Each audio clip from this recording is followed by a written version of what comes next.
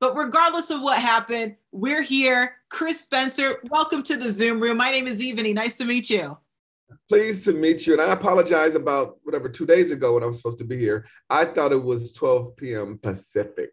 Oh, no, we're Central. It's Kansas City. I know. When my agent sent it, they just wrote 12 p.m. And no, I went back and looked, and it did say Central. So yeah, my apologies. It's okay. I want to say I absolutely love that color that you're wearing. It's my favorite color. I heard about your background. I was like, you know what could go with her background? And then boom, I went with the pink. Color coordinated. I love it. Well, you're going to be at the Comedy Club starting today until Sunday. Am I correct? Yes, today until Sunday. So if people want to get their tickets, it's comedyclubkc.com. Now, have you been to Kansas City before? Yes. Okay. A long time ago. I got some good friends that are from here. And I think I was here with David Wayans like 15 to 20 years ago. I used to open for him. Okay. And but it's been a while. All right. Well, welcome. And at least 6 people have called me and said, I can have my aunt come bring you some Gates barbecue if you want. I'm like, everybody keeps telling me. And I've been hearing about Gates for years because another good friend of mine grew up out here. So we would always have debates on the best barbecue. And he would say, nobody's better than Gates. And that's the truth. Although I did have Q39 yesterday. We're just great in barbecue all the way around. Period. Okay. So I'll have something different every day. Okay, there we go. You're going to put on a few pounds, but it's okay. It's happy weight. Okay, good.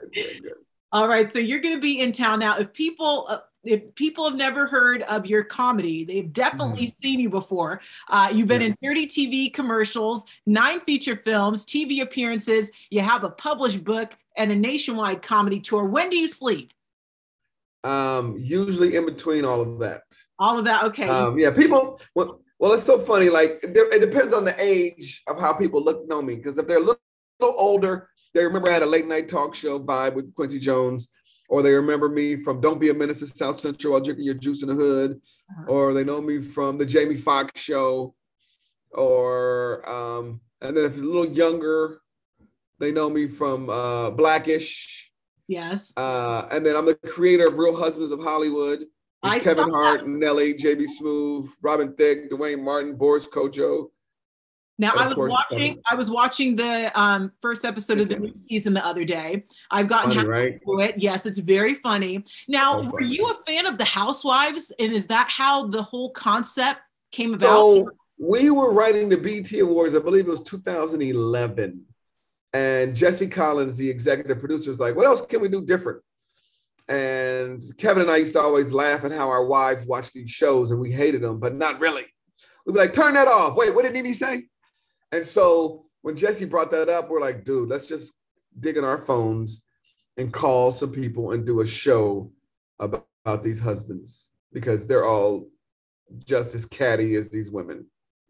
And then we did it and people loved it. And then the next year, Sam Jackson was hosting the BET Awards. And then I wrote the sketch again. And then by then there was emails and fake Facebook pages and petitions like this needs to be a TV show. And now here we are, season 6 on BET Plus. I absolutely love it. I had seen a few episodes prior to this, in and out, but this season it looks hilarious. We saw Kevin there. It's nice that the whole cast came back because sometimes with shows like that, the whole cast they can't coordinate schedules. Right. Yeah. So we timed it like that. Like we were like, when is Nick not having a baby? Okay, so let's do it around then. When is Nelly not on tour? When is Robin Thicke not getting in trouble? You know, when is Dwayne's divorce over? Oh man, going in on and we don't hold any punches.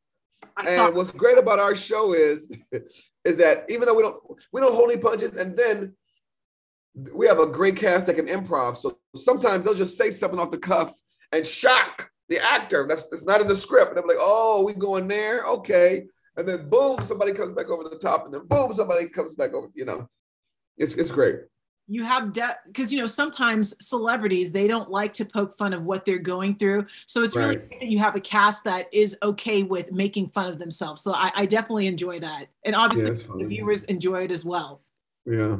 So you are a writer and you have published 150 ways to tell if you're ghetto. Tell me the top 5 things to distinguish if you're ghetto. Tell me. Oh my God, it's so old. It's so old. I gotta remember. If your nails are longer than your fingers. If your nails are longer than your finger, okay, I'm not. Yeah, you're not ghetto. I remember one was if you took the battery out the smoke detector to put in your pager. That's how old this book is. A pager, okay. Wow. If you sneak a 40 ounce, see, that's how old, 40 ounce malt liquor into church. Yeah, there was a whole bunch. One more. Yeah, it's been a while.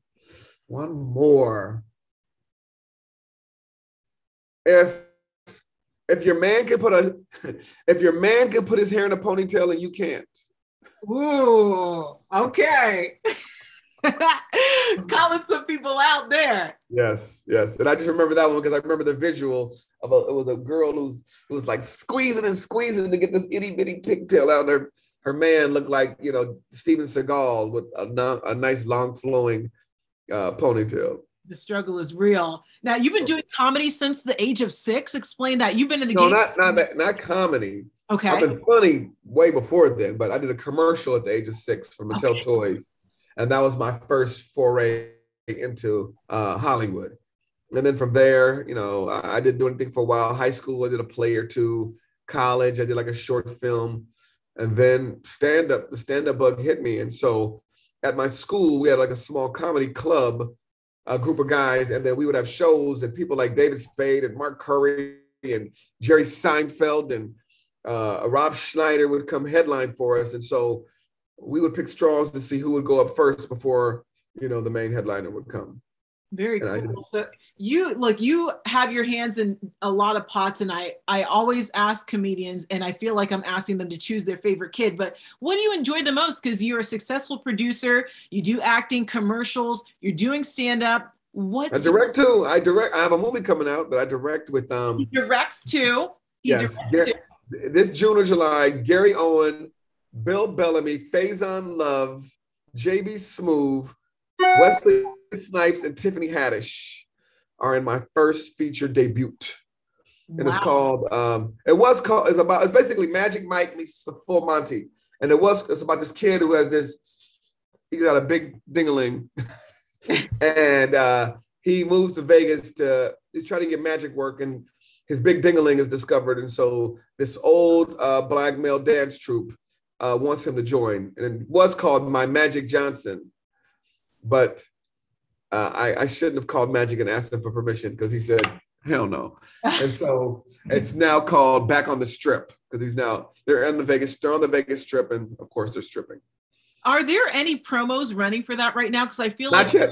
Okay. Not yet. Nothing. Okay. Well, I'm looking forward to that. That sounds very funny. Yeah. Quite a lineup. Yeah. And so back to your first question, stand-up. Because in stand-up, I'm the star, the writer, the director, and the producer every night of my own little movie. Mm-hmm. You know what I mean? Okay. And so it's a high. Like if you ask most comedians, I think that's the answer. Okay. We love this. But do you like being on the road? Because we're having a blizzard outside right now. Listen, I'm in LA all the time where it's 78 and beautiful. So this is great. I got all these coats and stuff that I never get to wear. Okay. You should see this. You should see this coat. You coming tonight? KC ready to style and profile with the boots with the fur. Yes. So, I hope I don't get stuck, and I hope it doesn't deter people from coming out, but you guys are used to this, right? So yeah, we're used to it. I love it. If I was 12 years old, there's a skating rink across the street, I'd go play in it. There we go. And you guys are close to gates. So, I mean, that's even more incentive. They get the gates and then they can come see you at the comedy club. Bingo was his name. Oh. There we go. Well, get your tickets. Chris Spencer, Comedy Club KC is where you can get the tickets. Where can they find you on social media? TheRealChrisSpencer.com. And be prepared to see the best Instagram page you've ever seen, because I'm friends with a lot of celebrities. I do a lot of funny things. I have this thing called Chris's 2 Cents, where I speak my mind and just talk about things that are bothering me, and people really seem to enjoy it. Okay, well, check that out. I definitely was creeping on your social media, and it is worth a follow. So make sure you go. When are you coming, Ivani? Ebony. And Ebony, sorry. I'm going to try and make it out this weekend if I don't have to take a dog sled out there because this snow is pretty intense. But I got a guy who'll come pick you up. Okay. All right. Well, I'm looking forward to it. Chris Spencer, Right. Go see him. Comedy Club KC. I appreciate your time. Thanks, Ebony. Thank you. Hey,